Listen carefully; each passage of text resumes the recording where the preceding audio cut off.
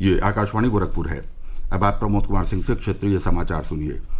प्रधानमंत्री नरेंद्र मोदी ने कहा है कि देश के युवाओं को अंतरिक्ष क्षेत्र में सुधारों से काफ़ी फायदा हुआ है। आज आकाशवाणी पर मन की बात कार्यक्रम में प्रधानमंत्री ने कहा कि देश में बहुत कुछ ऐसा हो रहा है जिससे विकसित भारत की नींव मजबूत हो रही है। उन्होंने कहा कि इस महीने 23 तारीख को देशवासियों ने पहला राष्ट्रीय अंतरिक्ष दिवस और चंद्रयान 3 की सफलता का जश्न मनाया। ये उपलब्धि हासिल करने वाला भारत विश्व का पहला देश बना है। श्री मोदी ने कहा कि इस वर्ष लाल किले से उन्होंने गैर राजनीतिक पृष्ठभूमि वाले 1 लाख युवाओं से राजनीतिक व्यवस्था से जुड़ने का आह्वान किया था। उन्होंने बताया कि इसका युवाओं पर ज़बरदस्त प्रभाव पड़ा है और बड़ी संख्या में युवा राजनीति में प्रवेश के लिए तैयार हैं। प्रधानमंत्री ने हर घर तिरंगा अभियान पर विभिन्न राज्यों में और विश्व संस्कृत दिवस पर लिथुआनिया के एक प्रोफेसर वाइतिस विदुनास द्वारा किए गए संस्कृत ऑन द रिवर नामक अनूठे प्रयास की भी चर्चा की। प्रधानमंत्री ने लोगों से कैच द रेन मूवमेंट और एक पेड़ माँ के नाम अभियान में भाग लेने का आग्रह करते हुए अधिक से अधिक पौधे लगाने का अनुरोध किया।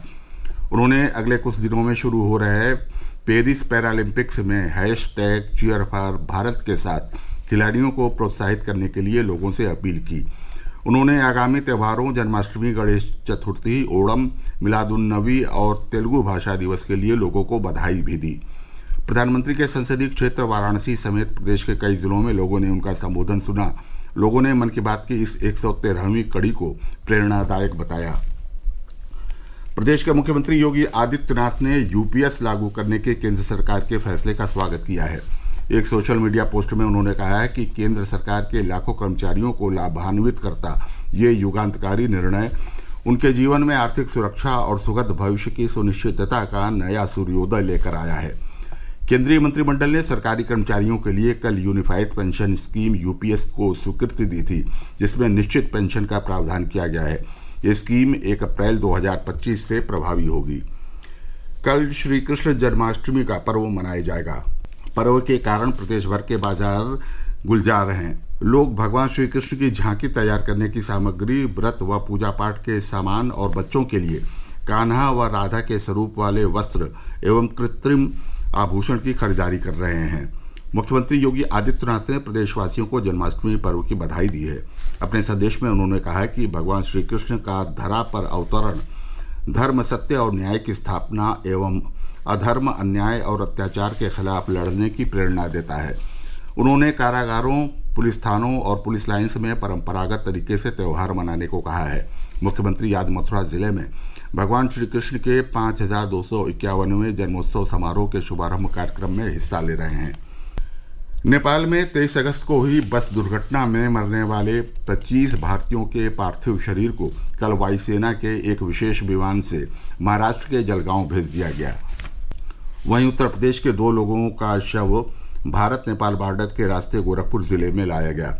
सभी शवों को आवश्यक प्रक्रियाओं के बाद परिवार को सौंप दिया गया। हादसे में घायल हुए एक यात्री की हालत अभी भी गंभीर है और वो फिलहाल तेवाट में आईसीयू में है। इस बीच नेपाल बस दुर्घटना के दौरान 2 अन्य बसों में यात्रा कर रहे 48 यात्री सुरक्षित तरीके से कल गोरखपुर पहुंचे और वहां से महाराष्ट्र के लिए रवाना हो गए।